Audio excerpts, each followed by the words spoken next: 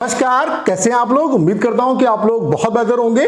जैसा कि आपको पता है कि एसएससी सीएचएसएल 2025 का जो नोटिफिकेशन है वो 23 जून को आने वाला है। तो क्या कुछ यहाँ पे पैटर्न आपका हो सकता है, क्या सिलेबस आपका रहने वाला है, उसके अलावा कितनी क्या वैकेंसी इस बार रहने वाली है, उसके अलावा वैकेंसी का आरटीआई रिप्लाई भी आया है वो भी मैं आपको दिखाने वाला हूं। उसके अलावा यहाँ पे जो बेस्ट मिनिस्ट्री है वो कौन कौन सी है उसके बारे में बात करेंगे। उसके अलावा एज जो है वो कब से आपकी काउंट होने वाली है, क्रूशियल डेट जो है वो क्या कुछ होने वाली है। तो कहने का मतलब ये है कि सीएचएसएल 2025 के रिगार्डिंग कंप्लीट जो इन्फॉर्मेशन है वो इस वीडियो में आपको नोटिफिकेशन से पहले मिलने वाली है। तो ये वीडियो आप सभी के लिए बहुत ज़्यादा हेल्पफुल होने वाला है।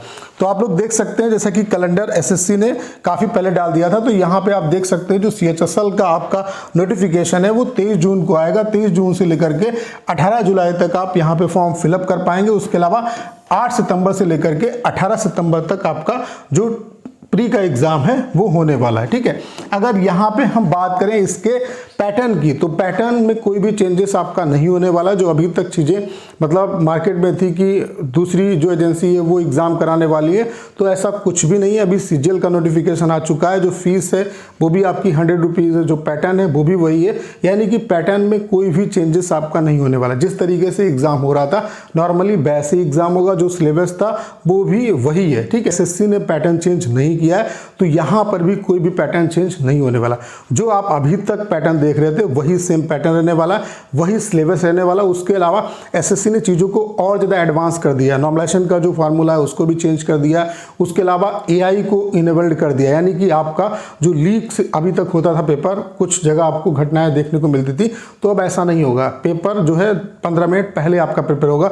इसमें भी कई बच्चों को कन्फ्यूजन है कि एआई से पेपर बनेगा तो पैटर्न चेंज हो जाएगा या क्वेश्चन पूछने का तरीका, डिफिकल्टी लेवल ये चेंज हो जाएगा। तो ऐसा कुछ भी नहीं है।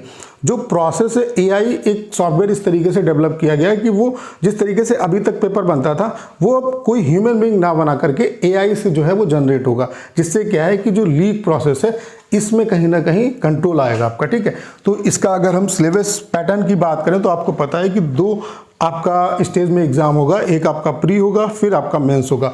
तो प्री जो है उसमें आपको पता है कि 100 क्वेश्चन होंगे। एक क्वेश्चन जो है वो 2 नंबर का है। इसमें 4 सब्जेक्ट है, इंग्लिश है, उसके अलावा आपका जीके जीएस है, रीजनिंग है और आपका मैथमेटिक्स है। और आपको यहाँ पे जो 100 क्वेश्चन है वो 60 मिनट में करने होंगे। जब आप ये स्टेज क्वालिफाई कर लोगे तो आपका देन मेंस का एग्जाम होगा। मेंस जो एग्जाम है वो 360 नंबर का है।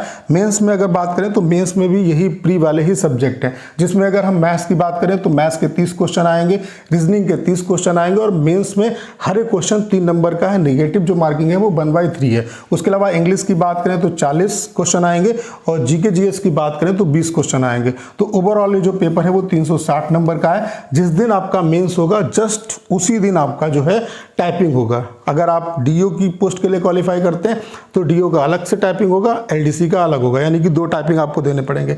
अगर आप सिर्फ एलडीसी क्वालिफाई होते हैं तो आपको एलडीसी का ही एक सिंगल टाइपिंग आपका होगा, यानी कि मैक्स यहाँ पे 2 आपके टाइपिंग हो सकते हैं। ठीक है, तो ये आपका जो पैटर्न है वो ये है। 2 स्टेज में एग्जाम है, टीयर 1 है, टीयर 2 है और टीयर 2 के जस्ट बाद आपका 1 घंटे के बाद आपकी टाइपिंग होगी और टीयर 2 के बेस पे आपकी मेरिट बनेगी। इसके बाद आपको पोस्ट प्रेफरेंस बनना होगा, देन आपका फाइनल जो रिजल्ट है वो आएगा, देन आपका ज्वाइनिंग का प्रोसेस स्टार्ट हो जाएगा। तो ये कंप्लीट प्रोसेस है। ठीक है, उसके अलावा अगर हम वैकेंसी की बात करें तो वैकेंसी से पहले बात कर लेते हैं कि एज जो है वो कब से काउंट होने वाली है।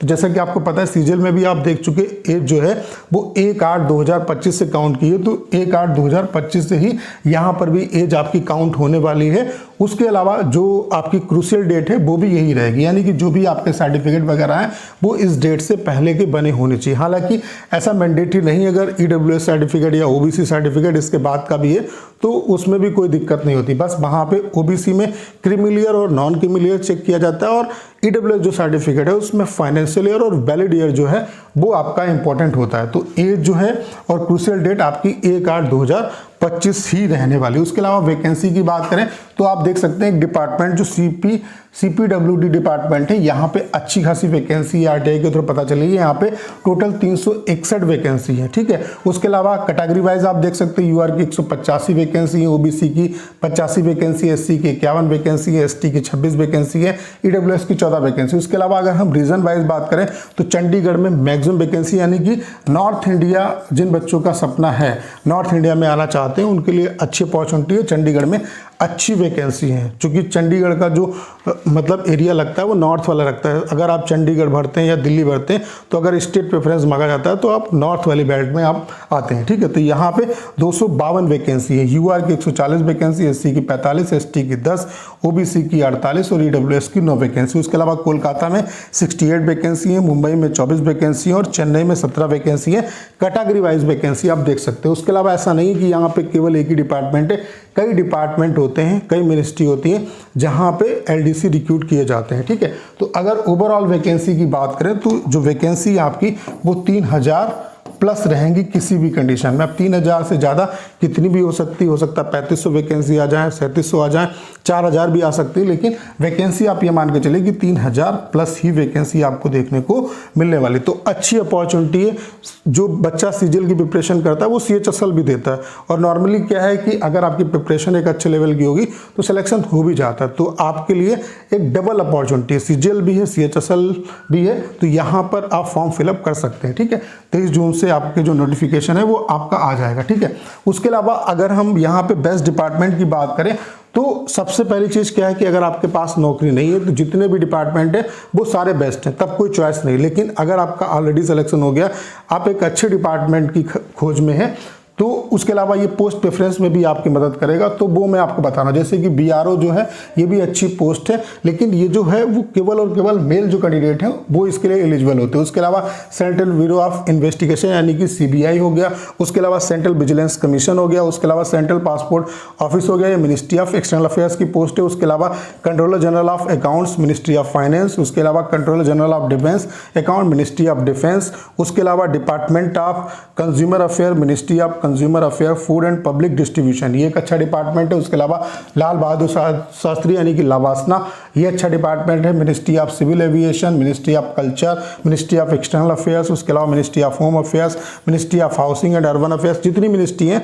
वो सारी बेस्ट है। Ministry of information and broadcasting, ministry of labour and unemployment, उसके अलावा आपका मिनिस्ट्री ऑफ माइंस, उसके अलावा आप देख सकते हैं ministry of textile, ministry of tourism, उसके अलावा राज्यसभा, ये भी अच्छी पोस्ट है। रजिस्ट्रार जनरल ऑफ इंडिया, ये भी अच्छी पोस्ट है। इलेक्शन कमीशन ऑफ इंडिया, ये भी अच्छी पोस्ट है। इनकम टैक्स अपीलाइट, ये भी अच्छी पोस्ट है। उसके अलावा आईबी, ये भी अच्छी पोस्ट है। तो ये उसके अलावा डीयू की पोस्ट आती है, ये भी अच्छी पोस्ट है, ठीक है। तो ये बेस्ट आपके डिपार्टमेंट है। बाकी अगर नौकरी नहीं है आपके पास तो सारे डिपार्टमेंट आपके लिए अच्छे हैं। तो उम्मीद करता हूँ सारी जानकारी आप बहुत अच्छे तरीके से समझ पाए होंगे। करना क्या है, इस वीडियो को ज़्यादा शेयर करना है। उसके अलावा अगर आप चैनल पर नए हैं और आपने अभी तक इसे सब्सक्राइब नहीं किया है तो प्लीज़ चैनल को सब्सक्राइब करना मत भूलिएगा।